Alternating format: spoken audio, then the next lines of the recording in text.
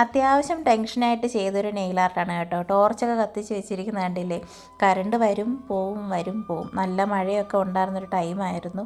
ഈ കുട്ടിക്ക് ഒന്നാമതേ നെയിൽസ് ഇല്ല. എനിക്ക് ഫോട്ടോ അയച്ചു തന്നപ്പോൾ അത്യാവശ്യം നെയിൽസ് ഉള്ളതുപോലെ തോന്നിയത് കൊണ്ട് ഞാൻ സോഫ്റ്റ് ജെല്ലാണ് പറഞ്ഞത്. അപ്പം നേരിട്ട് വന്ന് കണ്ടപ്പോൾ ഒട്ടും നെയിൽസ് ഇല്ല. സോഫ്റ്റ് ജെല്ല് ചെയ്യാൻ പറ്റിയൊരു നെയിലല്ല. അക്രൈലിക്കോ ഗം ജെല്ലോ പോളി ജെല്ലോ വെച്ചിട്ടുള്ള എക്സ്റ്റൻഷനേ ചെയ്യാൻ പറ്റത്തുള്ളൂ.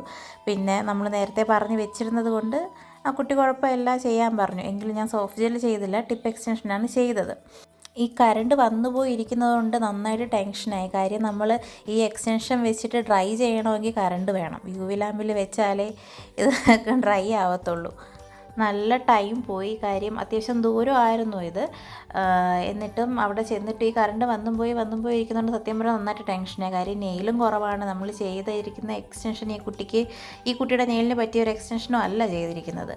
പിന്നെ അവസാനം കറണ്ടൊക്കെ വന്നു. അതുവരെ വെയിറ്റ് ചെയ്യേണ്ടി വന്നു. ഒരുപാട് ടൈം പോയെങ്കിലും ഞാൻ പിന്നെ വിചാരിച്ചു മിനി യു വി ലാമ്പുണ്ട്. പക്ഷേ അതാണെങ്കിൽ ഒരുപാട് സമയം പോകും. കാര്യം നമ്മൾ ഓരോ വിരലും എടുത്ത് ഡ്രൈ ചെയ്യണം. എങ്കിലും ഞാൻ പോട്ടെ, അത്രയെങ്കിലും കറണ്ട് വരുന്നിടം വരെ അത് ചെയ്യാമെന്ന് വിചാരിച്ചു. ഭാഗ്യത്തിന് അപ്പോഴത്തേക്കും കറണ്ട് വന്നു. ഒരു നെയിൽ മാത്രം അങ്ങനെ ചെയ്തു. മിനി യു വി ലാമ്പ് വെച്ചിട്ട് ഡ്രൈ ചെയ്തു. പിന്നെ ബാക്കി ചെയ്യാൻ നേരത്തേക്കും കറണ്ട് വന്നു. സത്യം പറഞ്ഞാൽ അപ്പോഴാണ് ഒന്ന് സമാധാനമായ ഞാനും ആ കൊച്ചും.